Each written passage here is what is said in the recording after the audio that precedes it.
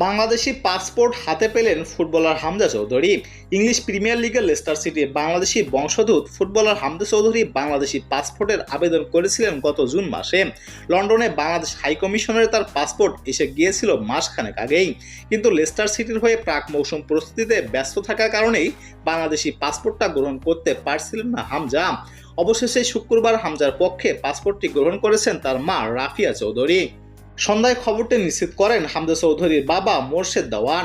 তিনি বলেন, আজ লন্ডনে বাংলাদেশ হাইকমিশনারে গিয়ে হামজা চৌধুরী পাসপোর্ট গ্রহণ করেছেন তার মা রাফিয়া চৌধুরী। ইংলিশ প্রিমিয়ার লিগে শুরু হয়ে গেছে, হামজার ওর ক্লাব লেস্টার সিটিতে এখন ব্যস্ত, তাই সে যেতে পারেনি। হবিগঞ্জের বাহুবলের ছেলে হামজা চৌধুরী বাংলাদেশের হয়ে খেলবেন কথা আগে জানিয়েছিলেন। বাংলাদেশ ফুটবল ফেডারেশনও হামজাকে বাংলাদেশ জাতীয় ফুটবল দলে খেলানোর প্রক্রিয়া শুরু করেছে। এই প্রক্রিয়ার প্রথম ধাপ হামজা বাংলাদেশি পাসপোর্ট করানো। এখন English premier football association AF এর অনুমতির প্রক্রিয়া শুরু হবে। এরপর লাগবে তার ক্লাব লেস্টার সিটির অনুমতি। হামজাকে সেপ্টেম্বর উইন্ডোতে বাংলাদেশের জার্সিতে খেলানো যায় কিনা সেই চেষ্টা চালিয়েছে বাফুফে।